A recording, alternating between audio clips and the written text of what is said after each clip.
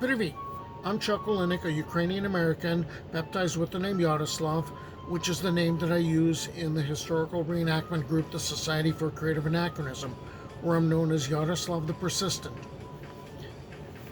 Under this part of my channel, which I call Tales of the Borderland, I like to explore Slavic and Eastern European mythology and folklore, and tell stories and explore the history, and hoping that maybe people might develop an interest in things Eastern European.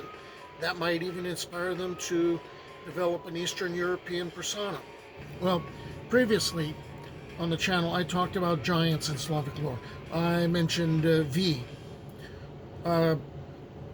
sometimes translated as the V, in Tales of the Borderland 170, of a giant whose eyelids that were so heavy that he needed human servants to lift them, but once they were uncovered, he had a gaze that burned everything. He might have been an invention of the Ukrainian novelist Nikolai Gogol. He's the guy who wrote the story Taras Bulba, which is very different from the Yul Brynner Kirk Douglas movie, merged with an Irish tale of a giant whose eyelids were so heavy that he needed human servants to lift them, but once they were lifted, his uncovered eyes had a gaze that burned everything. Okay, that sounds real familiar. And with that of an old folk tradition surrounding St. Cassian the Unmerciful, who is said in some tales to have eyebrows that descended to his knees and were raised up only on leap year. But that echoes a Czech and Slovakian legend of Swift Eye, a giant who wore a bandage over his eyes. When the weather turned wild, the bandage was shaken loose, unveiling his fiery gaze. So maybe Gogol wasn't just making something up. And then there's what the Slavs call Morgavka, and that's when you see summer lightning, and that's supposed to be a giant winking. I've also spoken of Ivan and the giant in Tales of the Borderland 171, a friendly giant who helps out Ivan, the third and luckless son of a rich merchant. And of course, every third son in one of these stories is always luckless or belittled and is called Ivan. But every culture has its giant stories. And the thing that I found really cool, I was taking a look at different Croatian legends. There's a bunch of different variations. There's not a lot of consistency here. And so you've got a lot of details that vary widely. One version is that long ago, people were the size of giants. And there's legends of graves with large human bones inside. And obviously these graves, these mounds must be really big. So you get the idea. Must be big stuff in there. And this served as evidence for the people of yore were gigantic in size. One such story hails from the island of Brach and tells of strong people who had but one eye in the middle of their foreheads. And obviously if they're strong, they must be giants.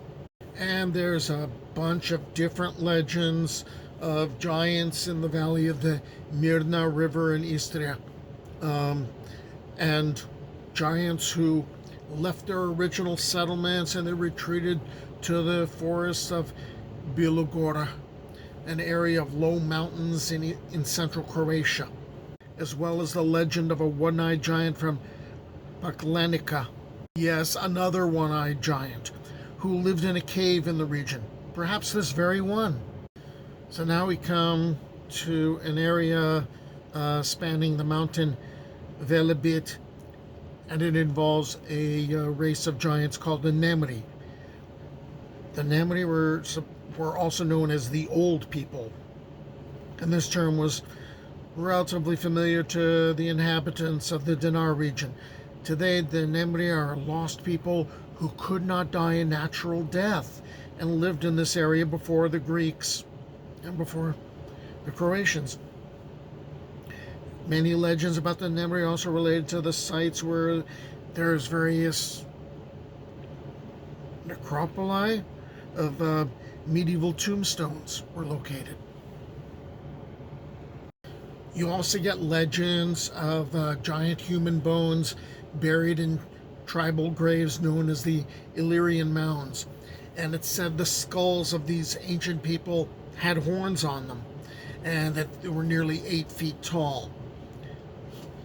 There's also a story of, which now we start getting into the urban legend part, of archaeologists in the 1970s. They excavated several mounds of what is today home to a poultry farm in the village of Borovici, and in this particular village there's a Velika Gromila, or big mound, which once stood in that area, and people claimed it was the largest in the whole village, and that stone from this mound got excavated, got pulled out, and it was used to fill in a section of the Adriatic Highway. And this part of the Adriatic Highway tended to slope a bit, so there's a whole bunch of car accidents. And of course now that means people are going, that must be the reason. You took stones from the mound, and someone's upset.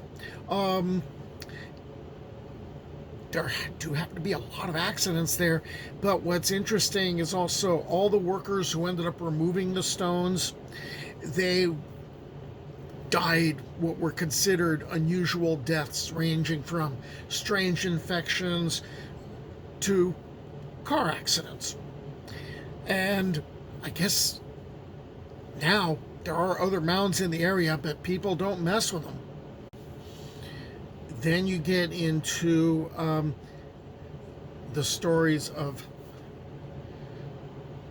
there were entire communities of dwarves, but the dwarves were so small, so short, they were unable to do the heavy work, so each community had a giant.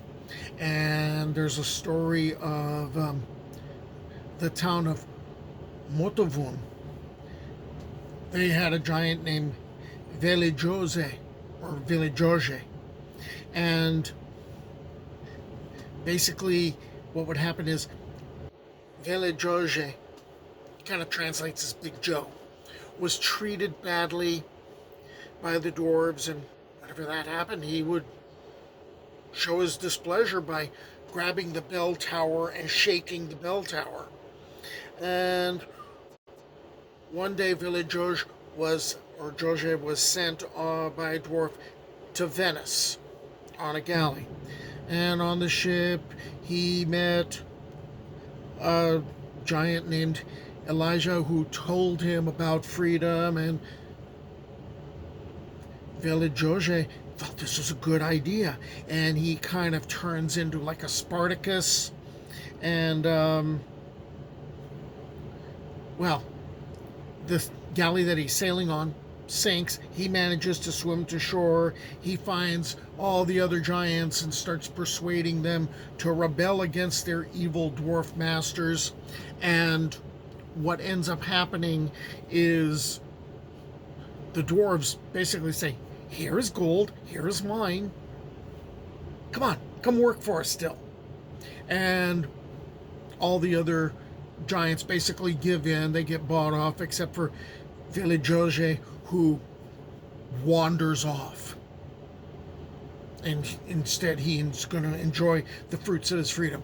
Now, there happens to be a novel written by a Croatian writer named Velijoje, and maybe it's the same kind of thing of, bits and pieces of legend that got woven into a novel. So now people talk about the basis of the novel as, hey, this must be like really old legends. Kind of like the Legend of V by Nikolai Gogol, gets turned into a novel. Well, I think I'm going to leave this alone now and basically say, okay, goodbye to the giants. We'll move on to other topics. Until the next time, do pobacenia.